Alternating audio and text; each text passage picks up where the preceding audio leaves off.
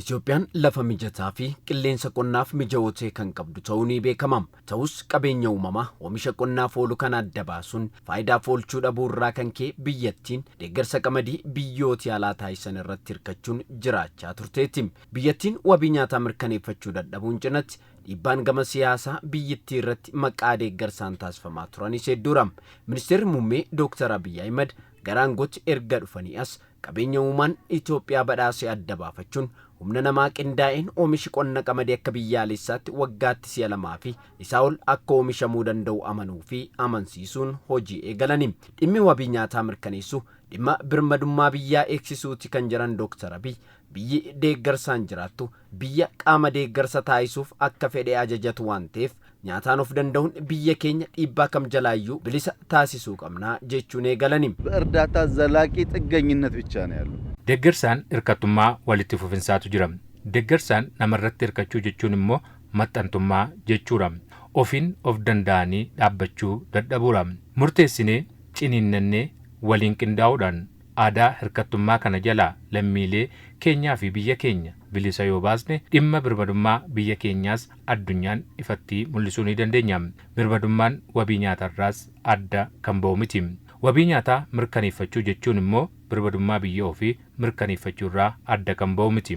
Itoophiyaan waggaatti qamadii si'a tokko lafa xiqqaa irratti oomishaa kan turte yoo ta'u bara 2012 irraa eegale qamadii bonaa fi jallisiin oomisha qamadii bal'aan oomishuun jijjiirama mul'ata argamsiisuu eegalte. Yeroo sana qamadii bonaan hektaara 3,500 caalleen kan eegalte.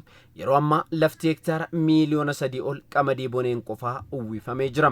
Kan irraas oomishi qamadii miiliyoona 100 fi miiliyoona 17 kan eegamu ta'u ragaaleen ni mul'isu. Kunis oomisha qamadii yeroo gannaa oomishaman osoo hin dabalatiin. Waggoota gabaabaa keessatti bu'aa gama oomisha qamadiin argamin biyyattiin wabii nyaataa mataa ishee mirkaneessuu akka dandeessu ifaan mul'isuu eegalte.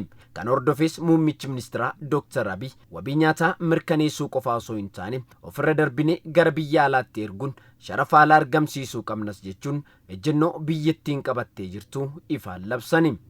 አሁን አመራር እየሰጠን ያለን ሰዎች የምንናገርና የምንጀምር ብቻ ሳይሆን yeroo ammaa hojii geggeessummaa kennaa jirruun kan jalqabnuu fi kan dubbannu qofa osoo hin taane hojjennee kan mul'isnu ta'uu danda'u keenya uummanni keenya nu hubateera.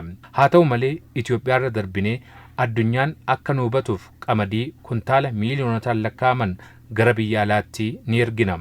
Hordoffii cimaa muummichi ministeeraa raawwataniin Itoophiyaan yeroo jalqabaaf oomisha qamadii waqtiilee garaa garaa keessatti galfatte gara biyya alaatti erguu eegalus muummichi ministeeraa himan.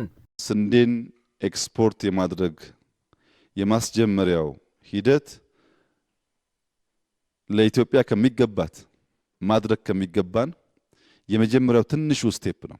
Adeemsi qamadii gara biyya alaatti erguu sirna jalqabsiisaa kun Itoophiyaaf wanta raawwannu keessaa ishee xiqqoo fi jalqabaati. Lammiileen keenya akka hubannu kan barbaannu nuti guddaa abjoonna. Isa abjoonne ammoo kan dubbanneef ammoo kan cichoominaan hojjechuun kanas milkeessuun nutis ta'ee addunyaan akka arguu danda'u ni taasifna.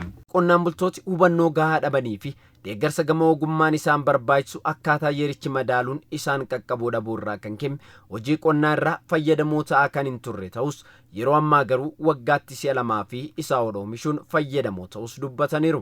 Asiin dura qabamteeti wanti lafti asuma jirti akkaataa itti fayyadamnutti asiin dura xiqqoo hanqinni waan qabuuf isa san amma gadi bu'ee namni keenya akkatti amma hoggaa 2-3 kanaan booda oomishnaan kana caalaa biyyoota biraati hiyyeessuu fi ufii keenya fillee abbaa qabeenyaa gurguddoo taana.